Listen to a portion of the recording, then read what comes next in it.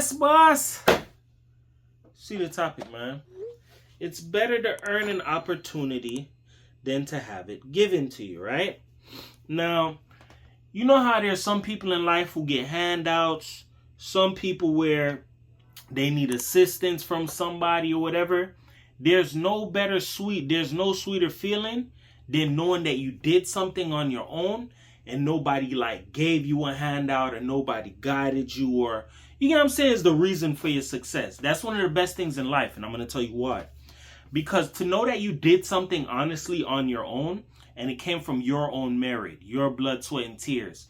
No friend can come and claim your success like I'm the one who helped them with this, or no mother, no father, no brother, sister, uncle, cousin, whatever. Nobody can claim your success, only you. That's a sweet feeling, dog. So understand this, right? When I say it's better to earn things in life, you get to understand that sense of achievement. And when you achieve something that's been so hard, or I went through the fire for this, or example, let's say you went to school, right? And school probably took you like 6 years. You know, I could quit at any moment. There's a lot of people who don't finish school. But there's some people who's that determined that it's like, you know what, I'm going to bet on myself. I don't care if this takes 6 years, 8 years, 10 years. I'm going to make sure I finish school. And they eventually do. Once you know what that feels like, that triumphant feeling like, yo, I dominated. I stood up to the challenge. I knocked it down. I'm triumphant, whatever you want to call yourself. That is what it's like to have a sense of achievement. Because why? Once again, nobody can claim your success. Nobody can say, yo, I'm the reason why you passed your exam, or I'm the reason why you have that master's or that PhD on the wall. Nobody can take that from you. And that's what makes the feeling even sweeter, dog. There's some people, whether you believe it or not, they want to claim your success and act like they made you or they're a part of your success. Example, look at when Young Thug did that interview, right, with Big Bank Black. He said, Gunna, God made Gunna, but I helped. He expected that, yo, after you being labeled a snitch and a rat, your rap career is gonna flop. All your records are gonna go down the toilet. No, that's where Gunna proved that he's really what? An artist. Because I can make music. Even in a time like this, when the odds are stacked against me, I'll show you that I'm really an artist. Gunna came out and put out hit after hit after hit after hit. Young Thug came out and he's just trash, bro. He's the one that had the decline in the career, not Gunna. So what I'm trying to tell you is in life, once you know you beat the odds and you go through the fire and you actually achieve something, that makes you want to stand even more tall. That makes you even more confident in yourself. Because why? You've been through the fire. As well as that, long-term satisfaction. I said satisfaction. Excuse me. Long-term satisfaction. So let's say, back into the school analogy, right? Let's say you want to go back to school to do something. Like, let's say you want to be a doctor or a nurse or whatever. You know that once you complete this, you're set for life. You have a career for life. You can take what you've learned, transfer it elsewhere, go over here with it, or travel to this country. That's long-term satisfaction. Because why? You went ahead and you betted on yourself. You literally gambled, rolled the dice, and bet on yourself. I'm going to give you an example on that, right? Look at me. Some people know this, some people don't, right? When I started YouTube, I started 2021. I went back to school the third time the following year, 2022. My third try in school. Other times I went to school, I finished. One of them I finished. The other one I didn't. Had to go straight into the workforce. One time that I finished for HVAC. Had a few jobs, but wasn't a satisfying career. Finally found something that I like. And I'm there thinking about it like, yo, is this going to be something that's going to be worth it? If I never heard about this field before, I heard certain people say, yo, it pays money, it's a good field, I would have never took that risk.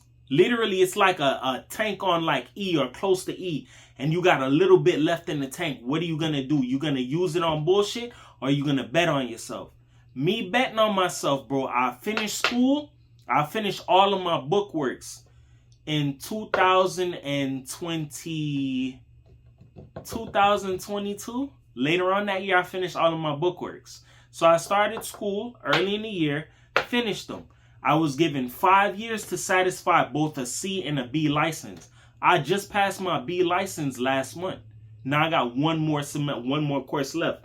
And to be quite frank with you, since COVID or after COVID or whatever, since this whole me being in the water, I've turned down multiple jobs, bro. There's some people who can't even get a job to call them back, dog. I've literally turned down, since all of this COVID, madness, recession, whatever, I've turned down well over 3-4 jobs. A job even wrote me last week to give me a position that I'm finna turn down because I learned that this is something that would benefit me in my career, i.e. I got a long-term satisfaction. I rolled the dice on myself and I got something out of it. A career that I could take with me forever until I retire. You get what I'm saying? Next one. Matter of fact, not even just resilience, long-term satisfaction, right? If somebody gives you something and you never really earned it, they can turn around and take that back from you. So I'm going to give you an example into that before I forget. When I used to work at one of my jobs, there was this dude that used to work there named CJ. CJ is the definition of what you call a brown nose. Has his nose up management's ass. Whatever you need me to do, I'll snitch on anybody for you. Him being a snitch, that's what put him in a lead position. So he got his money and everything like that, right? Cool. Here's a golden lesson you're going to learn. When people give you an opportunity, they can not only take it away from you, but they can do as they want with you. It's just like somewhat selling your soul to the devil. Because why? Instead of you working hard, you're willing to be a brown nose for me. You're willing to sniff my ass crack and do whatever it is that I want. Okay, I'll make you a lead. Guess what? You just sold your soul. Now you work for me. You're in a good position in life. You're going to be my snitch. You're going to stay there. That's exactly what happened to CJ. CJ used that power, backdoored his homie, snitched on his friend just to get up the ranking in life. And guess what happened?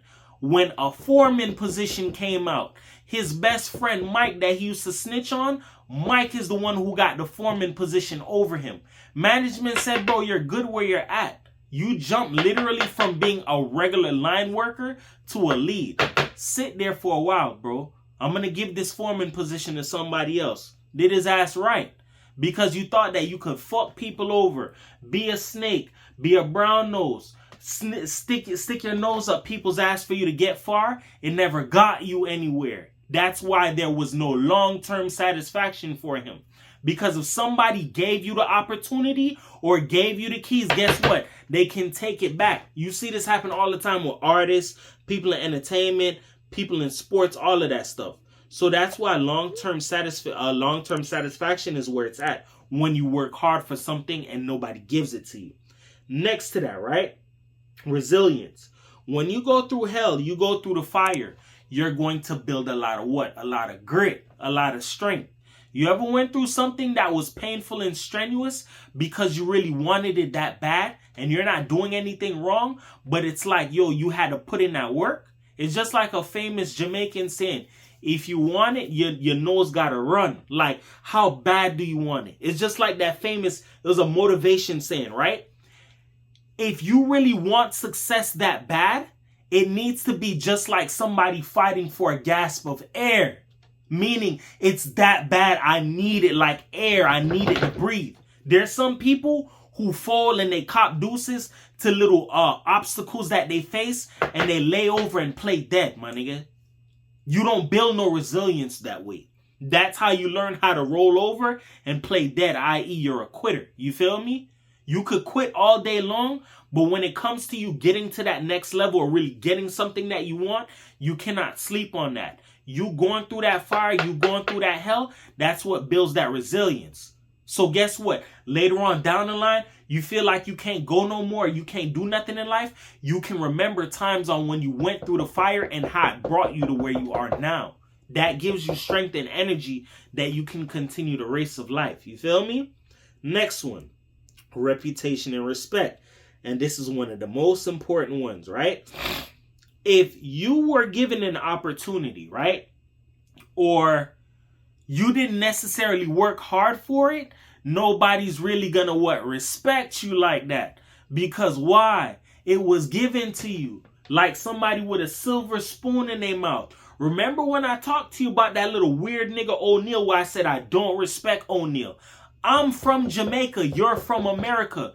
You were actually born with the citizenship. Me, I had to go through embassy to get my citizenship. You get what I'm saying? Get a papers or rights to even be up here in America. Cool. You went to school. A private school. What happened? You got thrown out because you want to be a gangster and impress hoes, bruh. Living in a double-gated community while people like me and people from other countries came to America and had to fight for something, dog. That's why I said I don't really respect a lot of niggas who was born here, born with a silver spoon in your mouth, and you pissed it away to be a gangster and impress hoes. You're a friggin' clown to me, dog. Nobody respects that. I'ma spin it again for you. You ever seen some of these kids where they dad came from the trenches? And it's like, yo, you not from the trenches. Your dad's from the trenches. Why are you acting like you're from there? You get what I'm saying? You don't get respect like that. That's just like friggin' Jay Prince Jr. and his son. Jay Prince and his son Junior. Junior is the one who acts like he's the gangster. I'm cut from a different cloth, the mob bosses, and you never did none of that shit. Nobody respects you, bro. It's just like, example, I'll give you another example. I'll kill this whole topic. Look at gangs, bro. In order to get accepted into a gang, they gotta put you on. Like, sometimes you might have to throw hands. You might have to prove yourself. Do you know that there's some women who join gangs? They never did none of that. They got sexed into a gang, meaning they gave up the box, gave up the mouth, gave up all access, all of that there, just for the title and the lifestyle.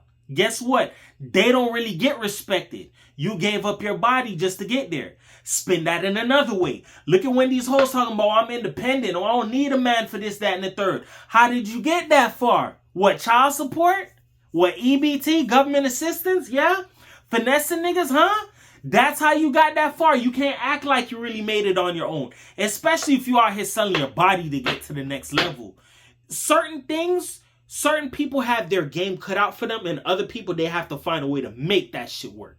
You feel me? Next one, right? Into that, right?